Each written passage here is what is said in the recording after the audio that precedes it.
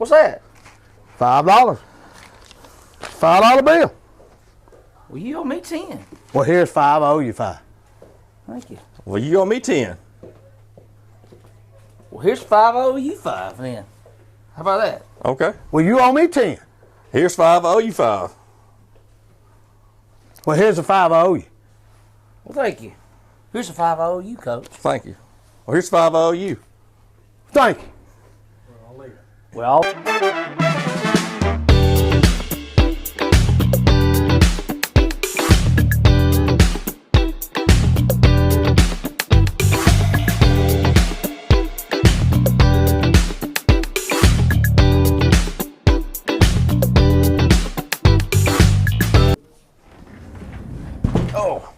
hello, ladies and gentlemen. Welcome to another wonderful Friday morning with the CA News. We're going to be doing our regular segments as usual. Philip, would you like to give our sponsors? Thank you to Howard Home Builders for sponsoring today's video. Is that your phone? Yeah. Hello? Miss Katie Taylor with the Lafette Sun. Oh, yeah, of course we can do an interview. All right. I'll see you in about 5 minutes. That was Katie Taylor, guys. We are now being interviewed by Lafette Sun.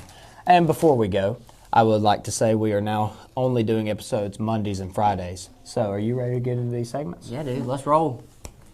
Hey, folks, we're back here with one of our star players from last night's game, Jake Reams. He had 40 points last night.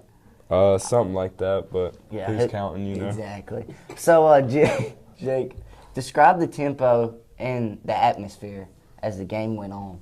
Yeah, it was pretty hyped and loud when we got there. The Springwood crowd was real loud, but, you know, as the game went on, it was pretty much all Chambers crowd getting real loud and stuff, and Springwood was pretty quiet towards the end of the game. Yeah, that's how we like it. That's how we like it. So, what was your mindset going in the game after, having, we lost to Southern Prep, had some rough games, but we were in them, but we just couldn't close the deal. What was the mindset knowing this is region, this is a rivalry, it's away, we got to take care of business if we want to still contend for the one spot in the area? I think everybody was pretty mad about losing Southern Prep and Springwood.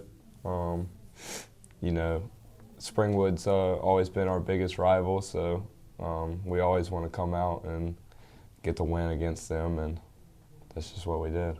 All right.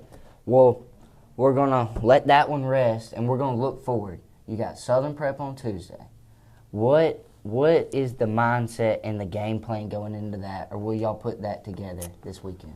We're going to talk about the plan a little more later closer to the game and stuff, but it's just pretty much the same mindset we had against Springwood.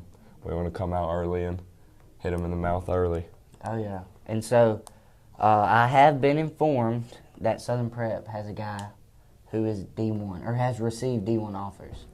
What was one way that he changed the game, and what is one way we're going to be able to try to take him out or eliminate some of his touches? Well, last game he had about 28 free throws, so we can't foul him like we did.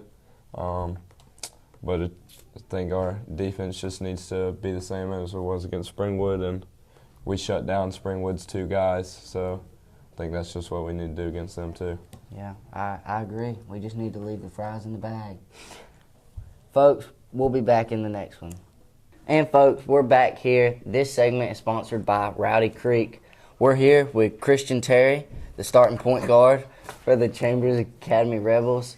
So, Christian, a lot of people know you as the new kid on the block. You came from Opelika. What was the biggest change coming from Opelika to Chambers? I would probably say the size of the two schools. I mean, coming from 7A to 3A, yeah, that's very big. Cause the whole school is on the same hallway. At Opelika, we had like 12 classes on the same hallway of the same grade. So I'd probably say size. The size? Yeah. What do you think the biggest adjustment has been from Opelika's basketball team to ours, and how have you built chemistry?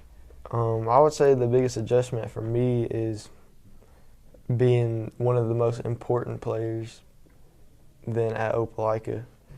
And I feel like adjusting to that is just like getting to know my team and getting to like where we can play together and win. Oh yeah. So the talk has been last night, the rival, Springwood. The score was 88-56. 57. 57. So what happened there? Because we were there on the first one. It didn't go our way. A couple shots weren't falling. But what was the game plan, adjustment, and execution? And what did that look like? Our game plan was play good defense, and I feel like we did that. We guarded Corey and Clarence like we were supposed to.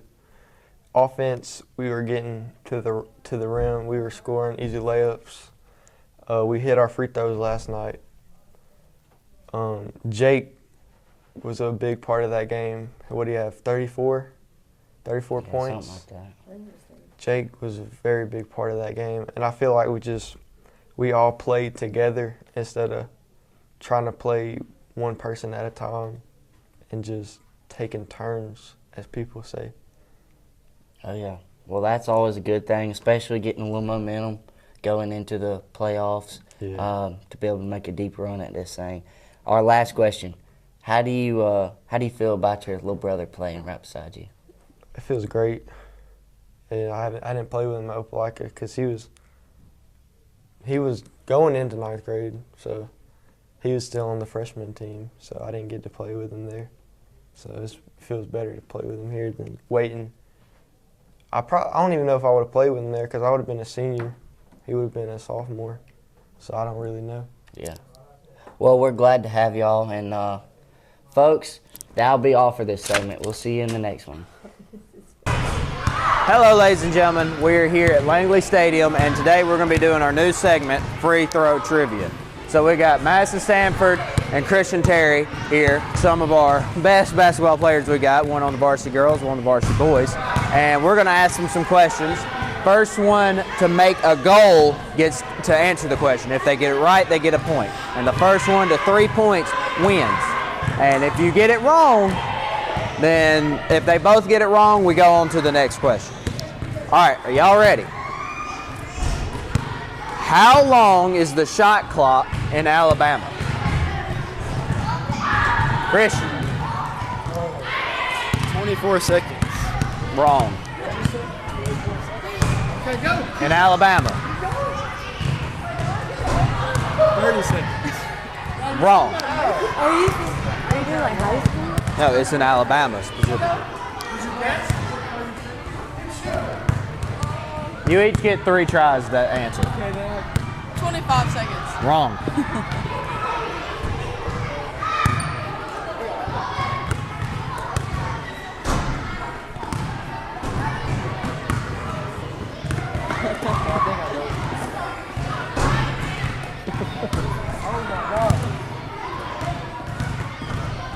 There is no shot clock.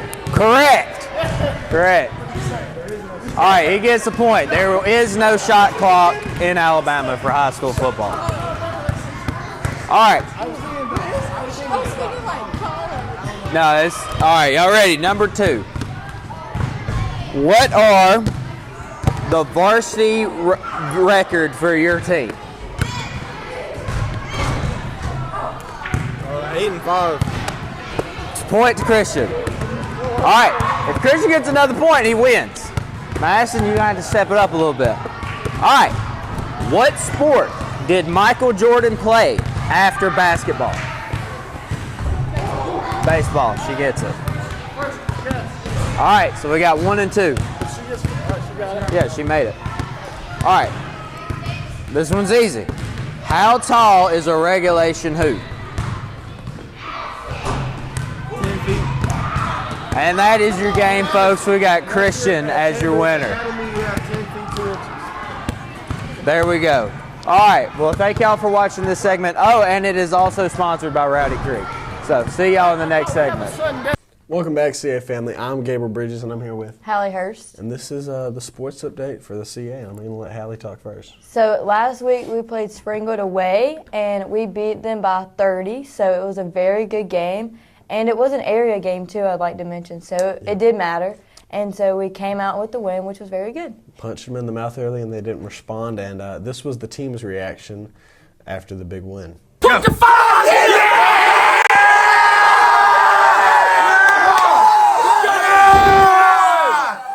Okay, and also I'd like to mention yesterday, which was Thursday, we played Success at Success and got another really big area win. And shout out to Jake Reams, who got a big dunk and started the game off hot, and we needed it, another big area win. And so that's been the sports update. I hope you enjoyed it, and we'll see you in the next segment. Welcome back, CA family. I'm Gabriel Bridges, and I'm here with. Katie Taylor. And this is the first time we've done an interview like this, and here's why. What is your job? I am assistant editor for the Lafayette Sun newspaper. And she came here to interview us. So then we asked her the question, would you be fine if we interviewed you? So now we're here, and first thing I'll ask is, was this always something you wanted to do? Did you go into college thinking this is what you wanted to do, or did you go in for something completely separate?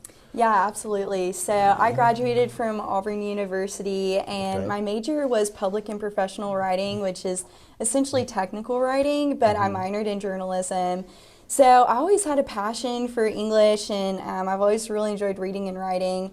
And I thought for a while I was going to be a technical writer, and I thought for a while that maybe I'd try and become a professor. But then I started working with my current boss in Opelika, and just fell in love with community news and just the impact that it has on local business owners, and just highlighting people in the community doing cool stuff and doing things that they're passionate about. So now I can't imagine doing anything different.